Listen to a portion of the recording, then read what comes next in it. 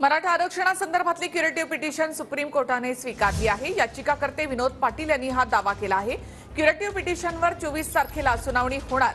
सरन्यायाधीशांसह 4 न्यायाधीशांसमोर ही सुनावणी होणार असं विनोद पाटील यांनी म्हटलंय। तर सुप्रीम कोर्टाने क्युरेटिव्ह पिटिशन स्वीकारली आहे। मराठा आरक्षणाबाबत राज्य सरकारने केलेली क्युरेटिव्ह पिटिशन सुप्रीम कोर्टाने स्वीकारली आहे। क्युरेटिव्ह पिटिशनवर सरन्यायाधीशांसह 4 न्यायाधीशांच्या समोर 24 जानेवारीला सुनावणी होणार आहे। क्युरेटिव्ह पिटिशनचे याचिकाकर्ते मुख्यमंत्री एकनाथ शिंदे आणि इतर आहेत। तर क्युरेटिव्ह पिटिशनमध्ये विरोधक जयश्री लक्ष्मणराव पाटील आणि इतर 4 न्यायाधीशांमध्ये सरन्यायाधीश चंद्रचूड यांचा देखील समावेश आहे। इतरांमध्ये न्यायाधीश संजय कौल, न्यायाधीश संजीव खन्ना आणि न्यायाधीश BR गवई यांचा समावेश आहे। क्युरेटिव्ह पिटिशन हा एक शेवटचा पर्याय असतो। या याचिकेवर जो निर्णय येईल तो अंतिम असतो।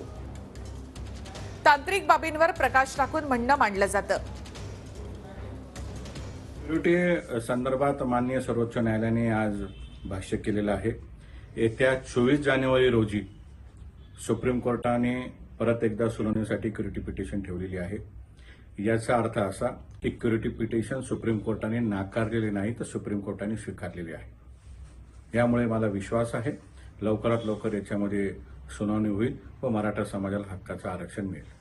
की गायकवाड कमिशनने त्यांच्या त्या आयोगाच्या माध्यमातून जे बिल आणलं होतं,